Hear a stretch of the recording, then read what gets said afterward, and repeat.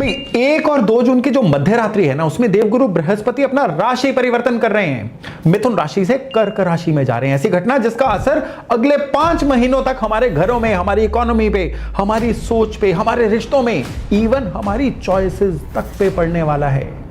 कर्क राशि जो होती है ना, ये जुपिटर की उच्च होने की राशि होती है, यानी वो जगह जहां पे ये प्लेनेट चलते चलते अपने मैक्सिमम पोटेंशियल पे काम कर सकता है। और हर 12 साल में ऐसा एक बार होता है, और हर बार जब ऐसा होता है ना, तो समाज की सोच बदलती है, प्रायोरिटीज बदलती हैं, मार्केट की साइकोलॉजी बदल जाती है। और अक्सर जब कोई भी ट्रांजिट आता है ना, तो हम सबसे पहले खुद से क्या सवाल पूछते हैं कि मेरी राशि को क्या मिलेगा।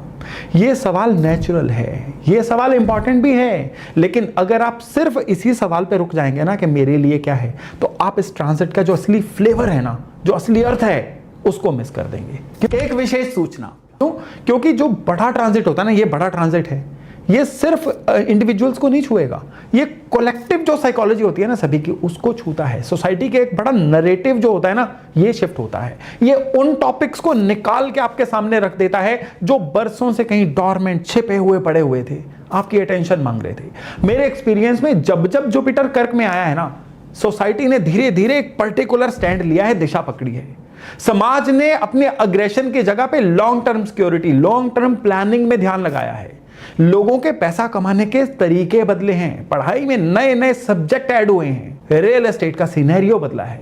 यहां तक के जो पॉलिटिकल कन्वर्सेशन होती है ना, जो सबसे फेवरेट टॉपिक होता है लोगों का, इसका टोन भी चेंज होता है। तो आज का ये वीडियो जो है ना, इसको 2 तरह से देखिए। एक, आप अपनी मून साइन के, चंद्र राशि के हिसाब से देखिए, और दूसरा एक नागरिक के रूप में, एक समाज के मेंबर के रूप में, एक इन्वेस्टर के रूप में, एक पेरेंट के रूप में देखिए, एक डिसीजन मेकर के रूप में देखिए। जब इस तरह से देख लेंगे ना, तब आपको पूरी पिक्चर दिखाई देगी। नमस्कार, मेरा नाम है योगेश शर्मा और स्वागत है आपका happy life with Yogesh Sharma में। दोस्तों, कर्क राशि में गुरु जब भी निकलते हैं ना, तो समाज या सोसाइटी जो इसको बोलते हैं, इसकी जो दिशा होती है ना, ये सबसे पहले बदलते हैं। क्योंकि इस समय पे बहुत कंफ्यूजन है। हम कहते हैं कि जुपिटर कर्क में उच्च राशि के हैं, तो कई लोग समझते हैं कि बस अब तो भाई लॉटरी निकलने वाली है। ऐसा नहीं है। एक्सॉल्टेशन का मतलब लॉटरी नहीं है कि कोई प्लेनेट अपने हाईएस्ट पोटेंशियल पे जो है, जो डिलीवर करने में कैपेबल है। बस उस समय पे आपकी दशा, आपकी कुंडली और सबसे ऊपर आपके एक्शन, कर्म उसको सपोर्ट करने चाहिए। जरा सोचिए ना कि एक बहुत एक्सपीरियंस डॉक्टर आपके शहर में आ गए, वो कैपेबल हैं, हर बीमारी ठीक करने में कैपेबल हों, बड़े एक्सपीरियंस्ड हैं, लेकिन क्या वो उस शहर के हर इंसान तब अपने आप ठीक हो जाएगा? नो, आपको उनके पास जाना होगा, अपनी समस्या डिस्कस करनी होगी, और सबसे बड़ी बात क्या है कि उनकी बात माननी होगी ना।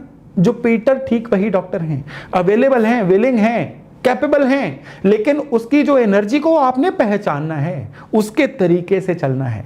और जब ये सही तरीके से एक्टिवेट होगा ना, तो क्या देगा? ये ग्रोथ देगा।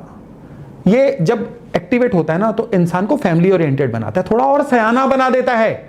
मेन बात, गलती करने से बचाता है। उच्च बृहस्पति की एनर्जी को अगर आप नहीं पहचान पाए, इग्नोर कर दिया, तो यही गोचर आपको किस्मत पे ओवर डिपेंडेंट बना देगा, जो आगे चल के आपके लिए फाइनेंशियल लॉस भी करवाएगा। उतनी कैपेसिटी नहीं होगी जितनी बड़ी आपने कमिटमेंट कर दी।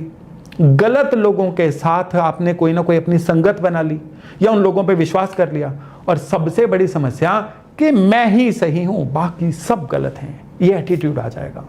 तो फिर ये बृहस्पति जो है, ये गड़बड़ कर देगा। चलिए अब देखते हैं कि ये जो बृहस्पति आपकी चंद्र राशि के अनुसार क्या रिजल्ट दे रहे हैं। शुरू करते हैं मिथुन यानी जेमिनाई। आपके लिए वो ट्रांजिट है कि जिसका ना पुराने स्क्रिप्चर्स में सबसे ज्यादा जिक्र है। क्यों? क्योंकि जुपिटर आपके धन के स्थान से सेकंड हाउस से निकल रहे हैं, और सेकंड हाउस सिर्फ पैसा नहीं है, आपको पता ही है, ये आपकी सेविंग करने की आदत भी तो है, आपकी वाणी, आपकी फैमिली की वेल्थ, आपने जितने भी रिसोर्सेज या वेल्थ एक्यूमुलेट की है ना, वो है आपकी ईटिंग हैबिट्स भी तो यही घर है। तो अगले 5 महीनों में इनकम के अनएक्सपेक्टेड रास्ते खुल सकते हैं। कोई पुराना बकाया पेमेंट, कोई साइड इनकम, कोई फैमिली से जुड़ा फाइनेंशियल बूस्ट, या कोई ऐसा नया इनकम का चैनल शुरू हो सकता है जो शुरू अभी होगा लेकिन बाद में बढ़ना शुरू हो जाएगा। और साथ ही साथ फैमिली में एक बड़ा बॉन्डिंग, बड़ी मिठास आएगी, जो पिछले कुछ महीनों सालों से कहीं ना कहीं पीछे छूट रही थी, मिस हो रही थी। अब एक ना बड़ी प्रैक्टिकल सी चीज़ है कि मैंने अपने एक्सपीरियंस में ना क्या देखा जब मैं कंसल्टेशन देता हूं कि ये ट्रांजिट ना उन लोगों को सबसे ज़्यादा देता है जो डिसिप्लिन को सीरियसली लें, जो लोग आज तक एक सॉलिड एसआईपी, एक लॉन्ग टर्म का कोई सेविंग करने का प्लान या प्रॉपर इंश्योरेंस लेना टालते आए हैं ना, जून और जुलाई के एंड तक ये काम कर डालिए, क्योंकि पुष्य नक्षत्र का जो गोल्डन विंडो है ना, ये इसी समय के लिए बना है। गुरु तब पुष्य से निकल रहे होंगे। अब यहां पे एक और सच का भी सामना करिए कि जुपिटर सेकंड हाउस में जब स्ट्रांग होते हैं ना, तो खर्चे की भी टेंडेंसी बढ़ती है, क्योंकि अब तो आ रहे हैं, अब तो खर्च लो, ये वाली फीलिंग आती है कि फलाने ने तो नई गाड़ी ले ली, मुझे भी लेनी चाहिए। ये वो ट्रैप है जिसमें 70% लोग फंस जाते हैं और इस ट्रांजिट के खत्म होते होते फिर वहीं के वहीं रह जाते हैं।